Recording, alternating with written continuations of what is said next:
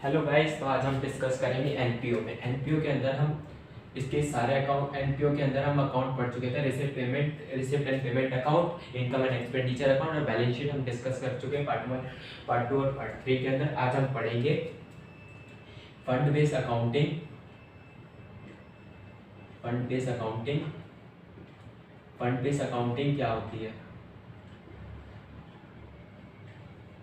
जो हमें फंड मिलते हैं उनकी अकाउंटिंग करना। जो बिजनेस को सारे फंड्स मिलते हैं, किसी भी ऑर्गेनाइजेशन को फंड मिलते हैं, ठीक है, उन सब की अकाउंटिंग। अब फंड होता है वो सेपरेट होता है, ठीक है, सेपरेट या फिर स्पेसिफिक पर्पस के लिए होता है, स्पेसिफिक पर्पस के लिए।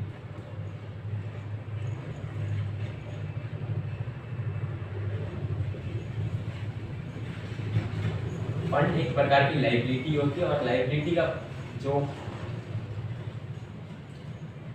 पॉजिटिव ट्रांजैक्शन होती है वो क्रेडिट साइड होती है, और जो नेगेटिव ट्रांजैक्शन होती है, नेगेटिव आइटम होते हैं, वो डेबिट साइड आते हैं, ठीक है। जैसे कि लाइबिलिटी होती है, लाइबिलिटी हमारी कब पावर के अंदर होती है? लाइबिलिटी हमारी तब पावर के अंदर होती है जब वो क्रेडिट में आती है। आप जब भी लाइबिलिटी का अकाउंट बनाते तो क्रेडिट के अंदर बाय बैलेंस बीडी लिखते थे और डेबिट के अंदर सीडी निकलता था उसका, ठीक है। और डेबिट माई क्रेडिट साइड होता है। आपने एक रूल 11वीं क्लास के अंदर पढ़ा था, अगर आपको याद हो तो, नहीं याद है तो याद आ जाएगा। Capital, liability and revenue.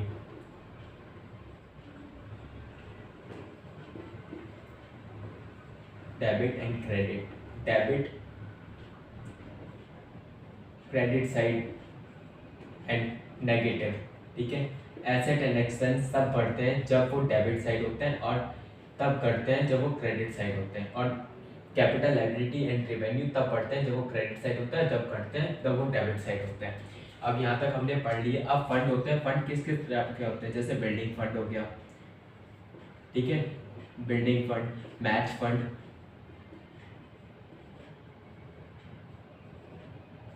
Prize fund, sports fund, exactly, ठीक है। इसके बाद हमारे पास आता है कि हर फंड का ईच फंड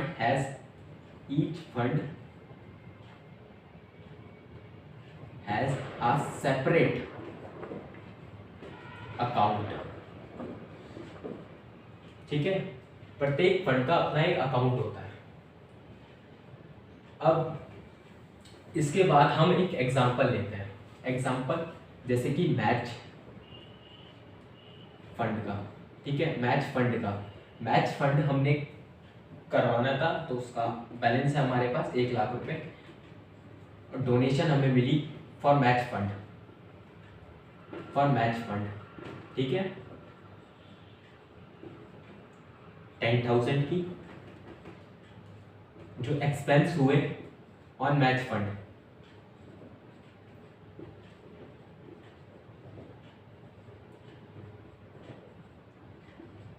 $50,000 के हुए, तो जो अमाउंट आएगा वो 60,000 आएगा, ठीक है। अब मैच, क्योंकि ये भी क्रेडिट साइड जाएगा, ये भी क्रेडिट साइड जाएगा, पर ये एक्सपेंस हुए वो डेबिट साइड जाएगा जब इसका अकाउंट बनाएंगे हम मैच फंड के नाम से। जैसे कि पर्टिकुलर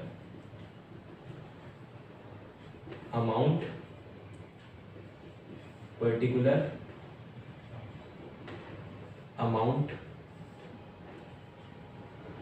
डेबिट एंड क्रेडिट, ठीक है। मैच फंड अकाउंट, यहाँ पे ओपनिंग बैलेंस,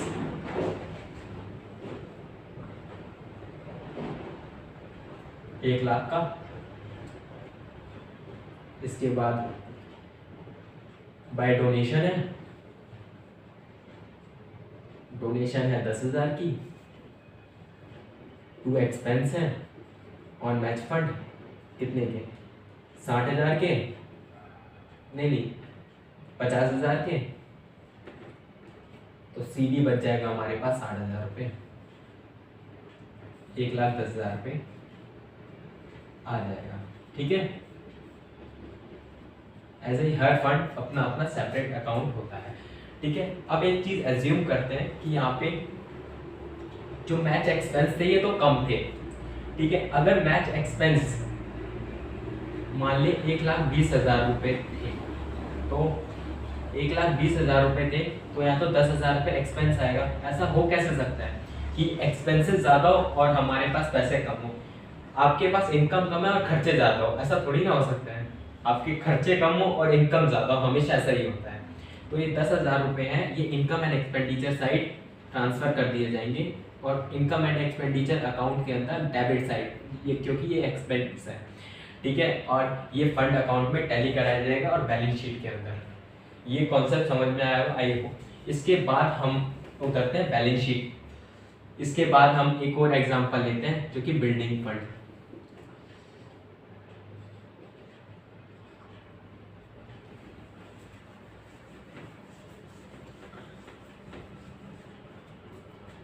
बैलेंस शीट में करते हैं से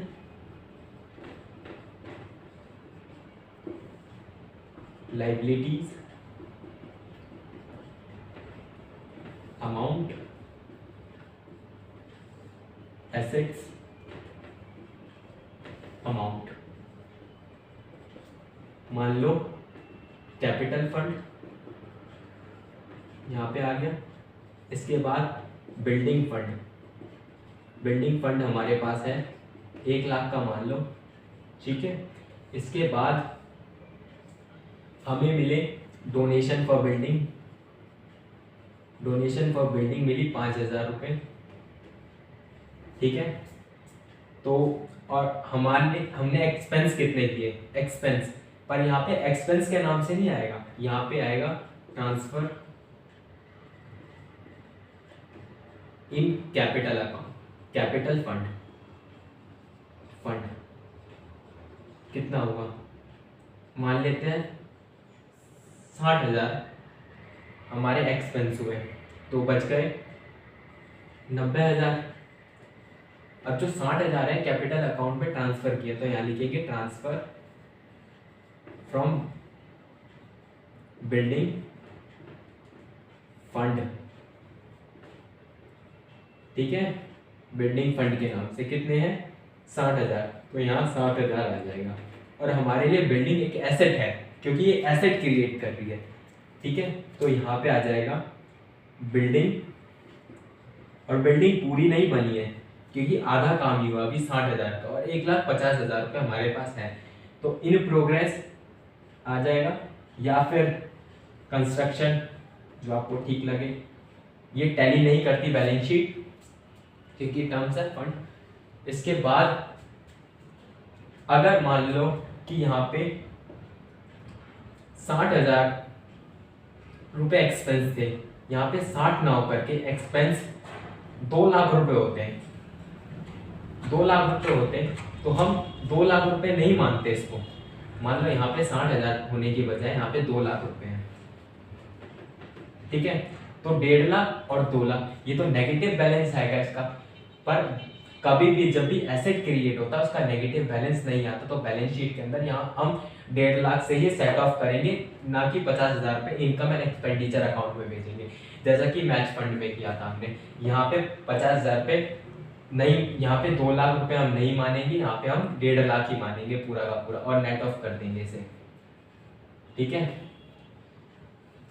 यहाँ तक समझ में आया। इसके बाद हम कैटेगरीज पढ़ते हैं।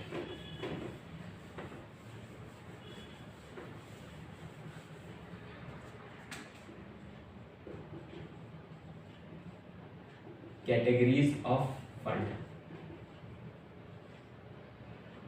फंड की 2 प्रकार की कैटेगरीज होती हैं, एक होता है अनरिस्ट्रिक्टेड, अनरिस्ट्रिक्टेड फंड, दूसरा होता है रिस्ट्रिक्टेड फंड। जो अनरिस्ट्रिक्टेड फंड होता है इसे हम कैपिटल फंड या फिर जनरल फंड फंड भी कहते हैं। अब जो अनरेस्ट्रिक्टेड फंड होता है ये अपने ऑर्गेनाइजेशन को ऑर्गेनाइजेशन का एक्सपेंसेशन करने के लिए दिया जाता है, ऑर्गेनाइजेशन को बढ़ाने के लिए दिया जाता है, एक्सपेंशन करने के लिए दिया जाता है, ठीक है, और विकास करने के लिए दिया जाता है। तो ये कैपिटल फंड में ही ऐड होता है सीधा। इसके बाद आता है रेस्ट्रिक्टेड फंड। रेस्ट्रिक्टेड फंड के अंदर रेस्ट्रिक्टेड फंड वो फंड होते हैं जो कि रेस्ट्रिक्टेड होते हैं, जैसे कि गवर्नमेंट ग्रांट।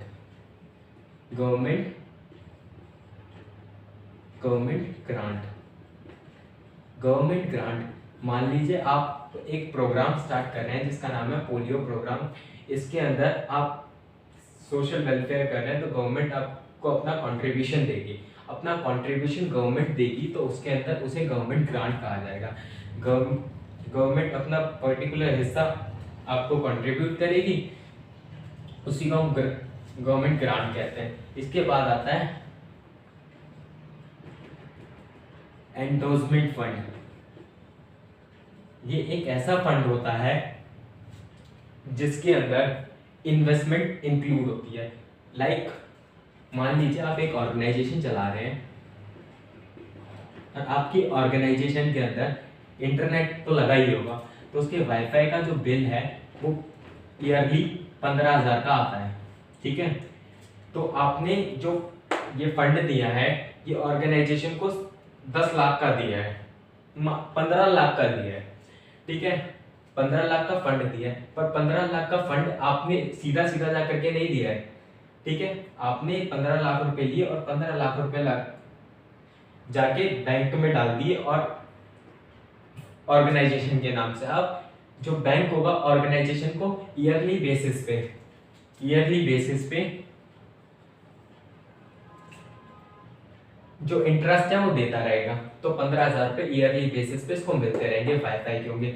अब जो एंडोर्समेंट फंड होता है ये डोनर के ऊपर डिसाइड किया जाता है कि वो किसी स्पेसिफिक काम के लिए दे रहा है, जैसे कि वाईफाई के लिए 15,000 रुपए ईयरली इंटरेस्ट आएगा तो वाईफाई का बिल पे करेंगे ऑर्गेनाइजेशन वाले, या फिर ऑर्गेनाइजेशन पे डिपेंड करता है।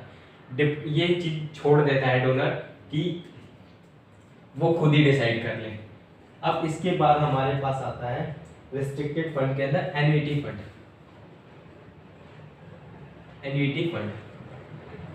एन्युटी फंड वो होता है जिसके अंदर डोनर अपने एसेट गिरवी रखता है ऑर्गेनाइजेशन के अंदर, और एक तब कंडीशन रखता है कि जब तक वो रहेगा तब तक उसे उस एसेट के बदले एक स्पेसिफिक अमाउंट दिया जाए, या डोनर या ऑर्गेनाइजेशन के में मिलकर के समझौता होता है कि एक फिक्स अमाउंट पर ईयरली के अकॉर्डिंग या मंथली के अकॉर्डिंग, क्वार्टरली के अकॉर्डिंग उसे एक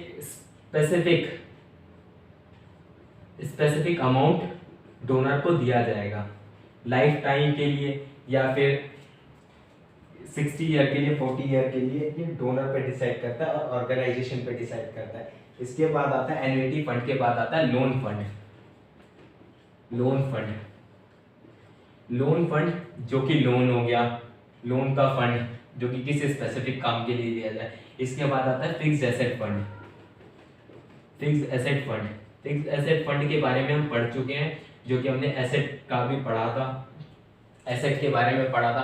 फिक्स्ड एसेट फंड वो होते हैं जो कि फिक्स्ड एसेट को खरीदने के लिए लिए जाते हैं और बनाए जाते हैं। इसके बाद एक एसेट भी क्रिएट हो जाता है इन फंड के बाद, ठीक है। इसके बाद हमारे पास आता है जैसे कि बिल्डिंग फंड। इसके बाद हमारे पास आता है वो होता है प्राइस फंड ऐसा कोई फंड नहीं होता जिससे कि कोई एसेट क्रिएट हो। प्राइस डिस्ट्रीब्यूट कर दिए, ठीक है, और ये प्राइस डिस्ट्रीब्यूट किया जाता है जो लोग सोशल वेलफेयर कर रहे होते हैं, ठीक है, उनको प्राइस देना, स्पोर्ट्स फंक्शन कराते हैं तो उसके अंदर प्राइस डिस्ट्रीब्यूट करना उन ऐसे लोगों को। Thank you so much. Fund based accounting आपका कंप्लीट हुआ थियोरेटिकली। अब प्रैक्टिकली नेक्स्ट वीडियो के अंदर करेंगे। Thank you so much.